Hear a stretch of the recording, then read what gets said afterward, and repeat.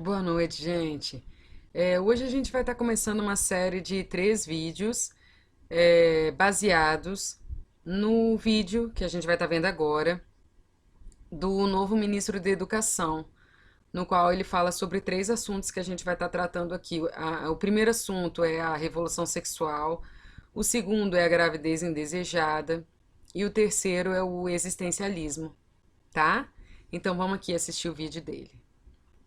Os mais antigos chamam de revolução sexual, dos anos 60, com a chegada da pílula e, de uma certa maneira, de uma liberdade maior nessa área sexual. O mundo foi perdendo a referência do que é certo e do que é errado em termos de conduta sexual.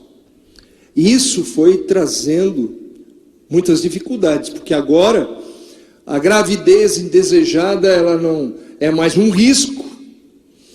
E agora, recentemente, depois que passa esse período dos anos 60, ainda mais, para contribuir ainda mais em termos negativos para uma prática totalmente sem limites do sexo, veio a questão filosófica do existencialismo, em que o momento é que importa.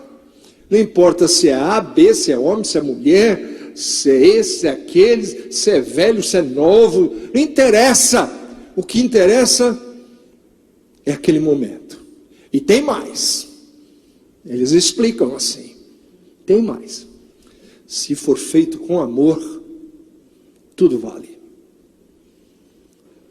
Se você tem sexo com o seu vizinho que é casado, com a sua vizinha, mas é com amor, no problema.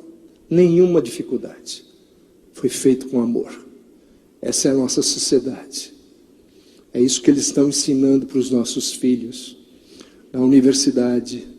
Isso é mais do que veladamente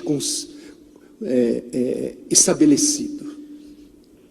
É um valor da nossa sociedade contemporânea.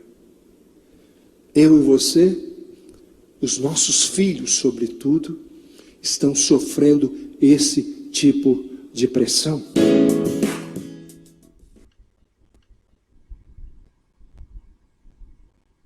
Então, gente, como vocês puderam ver, a primeira coisa que o ministro falou foi a revolução sexual, né? Então, vai ser justamente sobre ela que a gente vai estar conversando aqui hoje, né? E o que a gente vai estar tentando falar é justamente sobre a importância da revolução sexual, né? Por que ela é tão importante? Por que ela continua sendo importante, né? Não foi só na década de 60, mas continua sendo até hoje, né? Por que é tão importante que a gente seja livre, né, sexualmente falando, tá? Então vamos começar aqui a nossa apresentação de slides. Então, gente, o fascismo, ele é uma realidade que se evidencia no seio da humanidade contemporânea. O fascismo, ele nasceu na Itália. A palavra fascismo, ela vem do latim fascis, que era o símbolo da autoridade do Estado romano, né? Um machado rodeado por um feixe de varas. Apesar da Itália ela ter saído do lado vencedor na Primeira Guerra Mundial, ela não se saiu bem, né? Porque da guerra vieram o mercado congestionado, comerciantes em falência, a inflação da moeda, muitas greves e o crescimento do socialismo. E os socialistas italianos, eles estavam abraçando uma filosofia análoga ao bolchevismo. E dessa forma, os proprietários de terras, com medo de perder seus bens para o confisco, viam o totalitarismo fascista como um tipo de radicalismo menos perigoso e aceitando esse totalitarismo fascista. E dessa forma, sem nenhum disparo de tiros, camisas negras, que eram aproximadamente 50 mil fascistas milicianos, assumiram o controle da Itália. Depois da Itália com Mussolini, nós tivemos a Alemanha com Hitler, Portugal com Salazar, Espanha com Franco, Hungria com Horthy, Polônia com Pilsudski. A Grécia e a Romênia também tiveram fascistas no poder, né? Além do regime comunista de Joseph Stalin, que foi um outro tipo de fascismo. E uma vez no poder, todos eles conduziram a Europa a uma horrível violação de direitos humanos. Por incrível que pareça, gente, os líderes fascistas, eles são carismáticos e chegam ao poder com o apoio de quase todos os setores da sociedade, pobres e ricos, que estão desiludidos com a situação atual do seu país, ou seja, ele é um movimento de massas. Depois que eles chegam ao poder, gente, a democracia é eliminada, os opositores do governo são perseguidos e a violência é o meio utilizado por eles para sua permanência no controle. A Itália de Mussolini tinha fascistas de direita, que pregavam um Estado autoritário corporativista, fascistas de esquerda, que defendiam uma ditadura dos despossuídos, e fascistas de centro, que desejavam o retorno da monarquia absolutista. A Alemanha nazista de Hitler também cuidava de variados interesses: aumento de aposentadoria, anti-imigração, antissemitismo e anticapitalismo. Nos tempos atuais, a mesma mentalidade permanece viva entre os líderes internacionais, haja vista que eles parecem ir para o mesmo caminho do fascismo. Assim como Hitler se inspirou em Mussolini, os líderes atuais se inspiram uns nos outros. Nós temos Nicolás Maduro na Venezuela, Putin na Rússia, Erdogan na Turquia, Orbán na Hungria, Duterte nas Filipinas e Kim Jong-un na Coreia do Norte. O Kim Jong-un, ele realmente é um fascista consolidado, né, atualmente. O Brasil, por sua vez, teve no governo o Partido dos Trabalhadores com Lula e Dilma, que se mantiveram aparentemente alinhados com a ditadura cubana, instituída pela família Castro.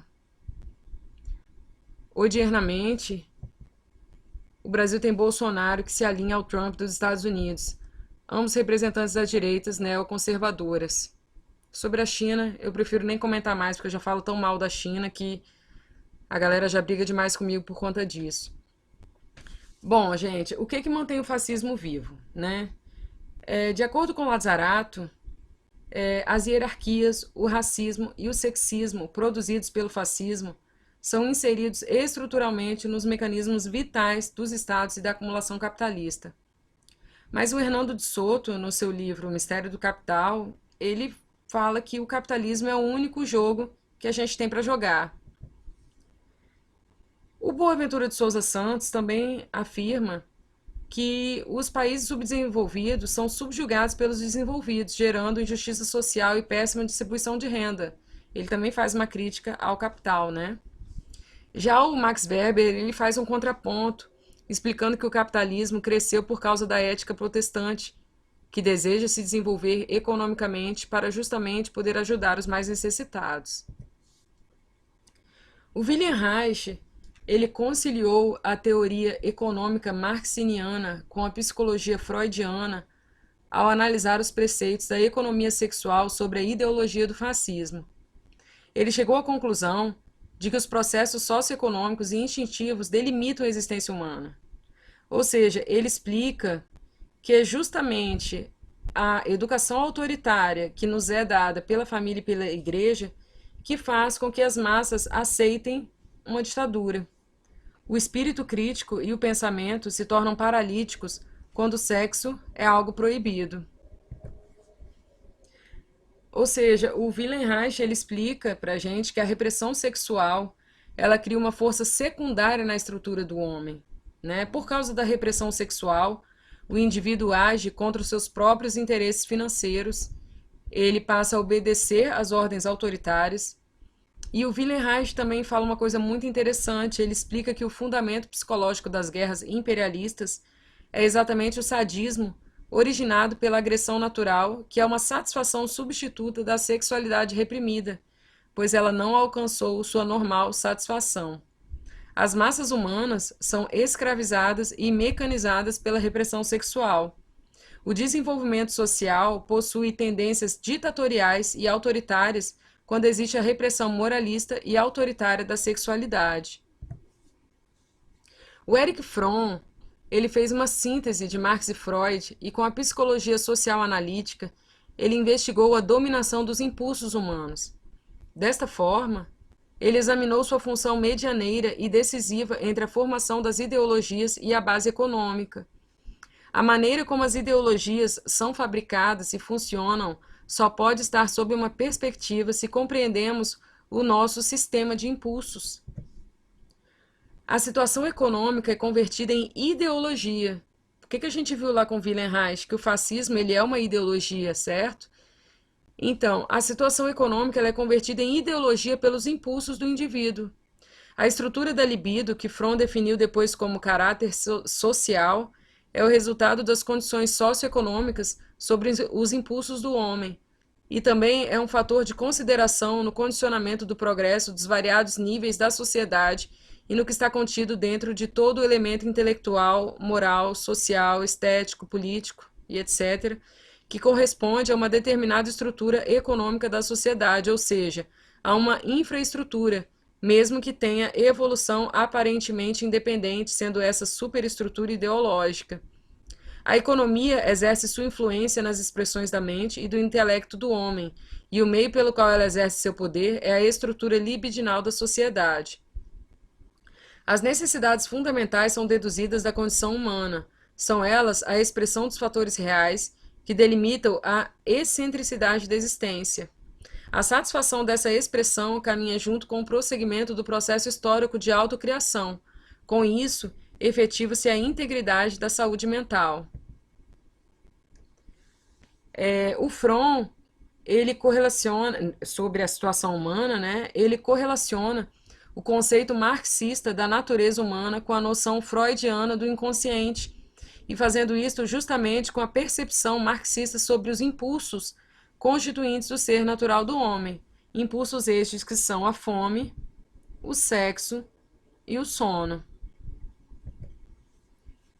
Os impulsos, eles deslizam para as necessidades artificiais, já a ideologia transparece os objetivos e valores difundidos pela sociedade.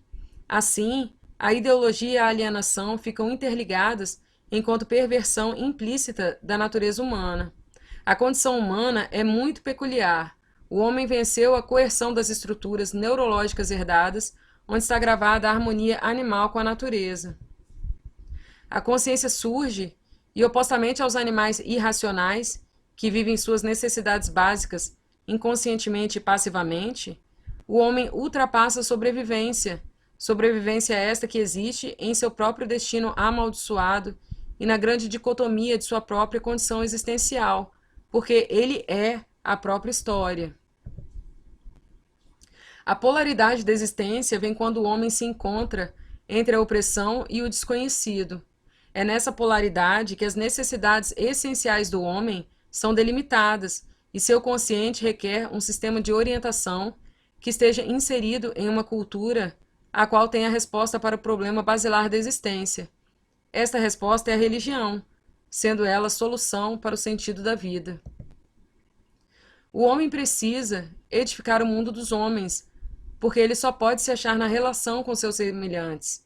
A orientação produtiva põe em prática o compartilhamento e a atividade criadora, concretizando-se nas diversas esferas do pensamento e imaginação, a compreensão da realidade de si mesmo informe, até a dimensão do sentimento e da ação, isto é, do amor e da arte. Aqui nesse slide, nós temos 8 manifestações, né, artísticas. É o teatro, a pintura, a escrita, o cinema, a escultura, a dança, o desenho e a música, né? Dentre essas manifestações artísticas, a música ela é a que mais exerce o poderoso papel social, a função social, né, que ela exerce, ela é a mais forte em exercer a função social de unir indivíduos de classes sociais diferentes. A gente tem aqui um funk, né, que ele retrata, ele conta o que o próprio funk faz, né, que é unir uma menina rica da Zona Sul com um rapaz pobre da Zona Norte, né? Ela viaja nos maloca, os caras que é do corre, que gera na favela, que pega e não se envolve. Ela é da Zona Sul, eu sou da Zona Norte, vai rolar festinha, brota que o bonde tá forte. né?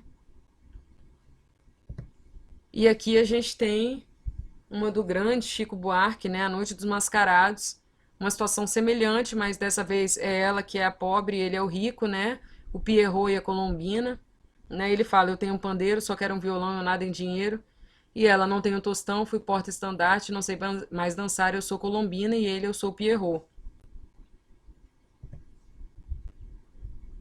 Continuando com o Erich Fromm, ele explica também que no amor deve ser cumprido o paradoxo da união que sustenta a identidade dos dois polos, disputando para conseguir a plenitude do relacionamento amoroso, um lado fraterno e outro lado erótico, unindo o sexo com a junção esta que possui muitas qualidades, entre elas a promoção da igualdade. Se não for assim, o que teremos será a corrupção do amor, que irá se afastar dele mesmo, se perdendo em labirintos do sadomasoquismo. O ato de amar possui uma qualidade particular que ultrapassa o próprio objeto e se opõe ao relacionamento simbiótico. Nesse relacionamento, o sentimento de identidade é procurado, buscado na submissão ou no contrário dela. Os dois têm de pagar o imposto da dependência de ter de se submeter aos valores do outro. Assim, o amor tem a presunção de uma liberdade, só que ela é impossível na simbiose. O fracasso de uma relação, seja ela de qualquer tipo, é o fracasso absoluto da própria existência. Então vem o narcisismo, que é a fuga para dentro de si mesmo, onde tudo é ilusão. O ser humano não pode controlar a realidade e tampouco a si mesmo, pois o narcisismo é o polo oposto da razão e do amor, a objetividade. A loucura das religiões particulares ocorre justamente por causa da ausência de qualquer tipo de relação.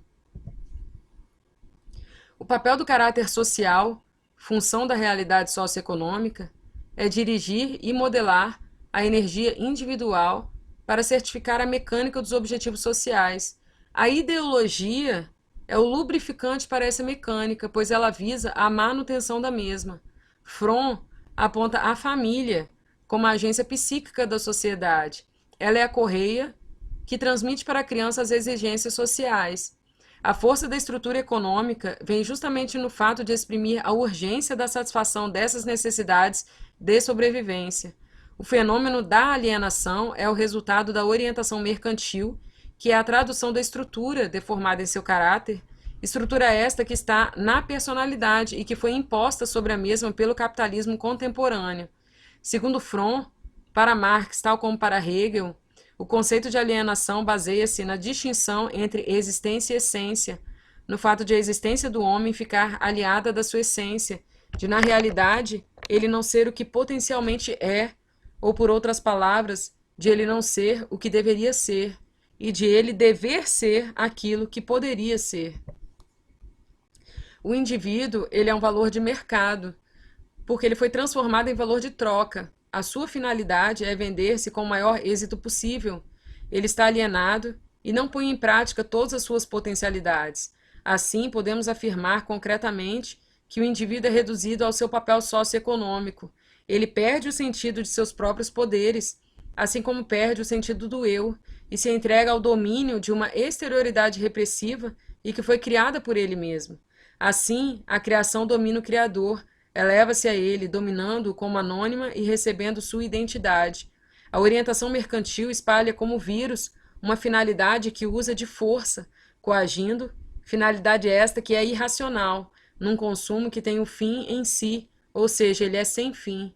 Estimula-se um procedimento receptivo para o escoamento das necessidades artificiais que o sistema desenvolve com o objetivo de perpetuar o princípio de consumir para consumir, ou seja, de produzir para produzir, imprescindível à própria sobrevivência deste princípio, que se impõe como objetivo principal da sociedade. O Herbert Marcuse, gente, também reuniu o instrumental de Freud com o escopo de entender melhor os requisitos subjetivos que geram a servidão voluntária. Marcuse estudou a unidimensionalização nos anos 60, caracterizando como totalitária e unidimensional uma sociedade que dá a impressão de ter a capacidade de suprir as necessidades de seus indivíduos por meio da forma como ela própria se organiza. Grande parte do que Marcuse escreveu em O Homem Unidimensional pode ser aplicado aos dias de hoje. O que diferencia a situação, a época de nossa situação atual, é que Marcuse escreveu em um período no qual as pessoas estavam enriquecendo, né, o bem-estar social, ao contrário de 40 anos de neoliberalismo. Essa diferença dá outro sentido para o contexto repressivo da época. Os indivíduos não estavam agindo como se estivessem sendo literalmente enganados, mas sim em conformidade, não importando se estavam sendo enganados ou não. O unidimensional se refere à política, cultura, forma de pensar e achatamento do discurso da ordem dominante. Marcuse pontuou a anterior existência de uma sociedade bidimensional, colocando-a em oposição à sociedade consumista do capitalismo organizado. Ele frisa que as duas dimensões existem em um diferenciado número de níveis e que o atual sistema existe juntamente com sua própria negação. Esta segunda dimensão foi exprimida na cultura como crítica, propiciando heróis que estão falidos no mundo atual, nos modelos em que os pontos de vista conservadores da cultura se confrontam com a ordem vigente, além de que também foi exprimida na existência de uma excitante cultura radical. Existe um processo de integração social que é praticamente totalitário por meio da organização de papéis sociais e também por meio do consumismo desenfreado, além, é claro, da forma de pensar administrativa. Marcuse afirma que este processo se dá em diversas formas. Uma delas é a cultura de consumo que se alojou nos hábitos de vida das pessoas. A opinião pública invade a vida privada, pois a ótica e o ponto de vista do sistema infiltra as casas dos indivíduos por meio da mídia, rádio, TV, produtos consumidos com mensagens subliminares, ou seja, existe uma dominação por meio da opinião pública e das intervenções dos agentes do Estado. Os indivíduos, pouco a pouco, vão se reduzindo nos ritmos de conformidade, que é induzida por meio do hábito e da repetição. As pessoas vão se iludindo com uma sensação de hipnose gerada pelo consumo de massa e pela repetição dos ritmos de trabalho das fábricas. Ocorre a artificial manipulação e indução das necessidades, justamente para que, de uma forma reconhecida sistêmica, elas possam ser satisfeitas, reconhecidamente sistêmica, né? Elas possam ser satisfeitas. O controle social ou integração sistêmica, então, se fundamenta na satisfação, ao invés de se basear na frustração das necessidades, mas ele satisfaz as necessidades que são criadas por ele próprio. Os variados conjuntos de integração levam a uma nova espécie de enclausuramento social que impede inclusive as fugas imaginárias. A perda do espaço crítico gera uma consciência feliz que aceita os parâmetros do sistema, mesmo que seja somente feliz superficialmente. Só se reconhece como existente o que é visto. Só o que é visto possui o direito de reconhecimento na linguagem. Assim, as realidades futuras e passadas estão fora da linguagem, ao passo que os substantivos são criados para exercerem domínio sobre os verbos, além de serem identificados também com papéis definidos, fazendo com que seja impossível pensar a coisa além de seu papel habitual.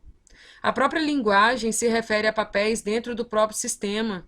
Isto acaba silenciando o grito de outras racionalidades, como, por exemplo, os manifestantes que são perseguidos pela polícia. Quem possui conclusões de que há abusos é considerado como louco. Estamos tratando, então, de um processo tautológico, no qual o sistema se justifica como uma consequência do fato de que ele existe, fornecendo os critérios para tanto. Marcuse chama tal condição de dessublimação repressiva. A psicanálise possui a sublimação como um conceito que se relaciona ao mecanismo de defesa utilizado para tratar como um desejo reprimido e, se é reprimido, é inconsciente. Em diversas vezes, ele reaparece em formas superiores, dando um fundamento para a criatividade cultural. Para Freud, um hábil cantor ou orador possui inconscientemente uma fixação oral. Tal repressão, para Marcuse, afeta desejos políticos, isto é, o desejo de liberdade que não encontra uma forma consciente se exprime indiretamente na arte. Ele fala que as democracias ocidentais não são verdadeiramente democráticas, pois os indivíduos estão taciturnamente impedidos de pensar criticamente, além de estarem induzidos a escolherem somente algo que esteja inserido dentro do sistema. Ele mostra os limites da democracia quando a mesma está num contexto autoritário, além de apontar a imprescindibilidade de um engajamento crítico, levantado como fundamento para as práticas sociais que são verdadeiramente inclusivas.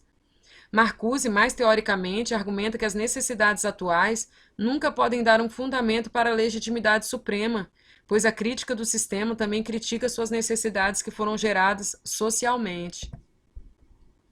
Marcuse destacou que a realidade absorve a ideologia. Esta absorção se expressa com o ditame de reações emocionais e intelectuais, hábitos e atitudes, através das quais o indivíduo se une a uma totalidade que é repressiva, mas que dá a falsa impressão de significar o progresso. A ideologia surge propagandeada como a favor do mundo, protegida por necessidades que são irracionais e constituídas por um sistema cuja racionalidade é também irracional. O todo unidimensional tem sua adesão garantida pelo realismo anti-utópico. Os produtos fomentam uma falsa consciência que é imune e livre de sua própria falsidade. Os produtos são manipuladores e doutrinadores. Na medida em que estes produtos vão ficando à disposição de uma maior quantidade de pessoas, esta manipulação e doutrinação deixam de ser apenas propaganda e torna-se um estilo de vida que é contra a transformação qualitativa. Desta forma, nasce um padrão unidimensional de comportamento e pensamento. Assim como Fromm, o Marcuse, ele fez a distinção entre as necessidades verídicas e as falsas. As necessidades falsas, que são as forças externas, são produto de uma sociedade totalitária que reprime o comportamento e pensamento do homem. O principal objetivo dele é fazer a união entre a sensibilidade e a razão no homem, objeto e sujeito, sonho e realização. Ele almeja ativar as necessidades biológicas e orgânicas que estão suspensas e reprimidas no indivíduo. Ele quer que o corpo humano deixe de ser um motivo de sofrimento e passe a ser um instrumento de prazer. Sua mensagem de que o Eros deveria ser libertado foi muito bem recebida pelos estudantes. Inclusive, foi ele quem criou a frase "faça amor, não faça guerra". Para Marcuse, a mudança social seria possível por causa da divergência entre as duas dimensões. O abismo divide o presente do possível, fazendo com que seja possível visualizar situações completamente diversas do sistema vigente. A supressão da diferença faz com que seja impossível imaginar além do sistema, fazendo com que seja impossível imaginar alternativas, com exceção das repetições dos relacionamentos sociais vigentes. O abismo é gerado pelas duas dimensões, um abismo que separa o que existe e o que pode ser imaginado, e é justamente neste espaço que a forma de pensar crítica pode nascer. As pessoas possuem uma consciência infeliz, pois são infelizes com o presente, mas têm a consciência de seus infortúnios, consciência esta que se encontra em algum nível do consciente. Enquanto os indivíduos têm suas necessidades básicas satisfeitas, a agressividade, o medo subjacente e a ansiedade se encontram perto da superfície, sendo eles funcionais para o próprio sistema. A segunda dimensão foi achatada na cultura por causa da perda da mais-valia que decorre da diminuição da alta cultura para a cultura de massa. Por exemplo, os clássicos da literatura e as músicas que soam nos supermercados podem ser adquiridos por um preço baixo em qualquer comércio. Essa diminuição da estrutura diminuiu o abismo entre a realidade presente e a cultura, modificando a realidade numa continuação do consumismo e da publicidade. Ele tem razão ao afirmar que a distância de submersão social é imprescindível para gerar pontos de vista críticos e que a ausência de consciência dessa dimensão é fatal justamente para os esquerdistas que tentam reformar a política. A criação de novos espaços que vão além do controle social é imprescindível para que se possa escapar das pressões psicológicas e discursivas de conformação. Uma fuga não garante que o indivíduo estará livre de forças que estejam esperando para submergi-lo novamente. Nas sociedades em que o social continua sendo um espaço de negação, separado em parte das forças poderosas da conformação e do consumismo desenfreado, ainda existe a possibilidade para o surgimento dessa dimensão em espaços coletivos. Ela é imprescindível para a quebra inicial, que fará com que aconteça primeiramente em um nível particular, como uma afirmação de refutamento e negação ou afastamento crítico que edifica uma quebra com o sistema e, assim, com os modelos constituídos de uma determinada comunidade. Somente após tal quebra e rompimento é que será possível recompor os relacionamentos sociais em um novo fundamento entre os indivíduos que se submeteram a tal rompimento.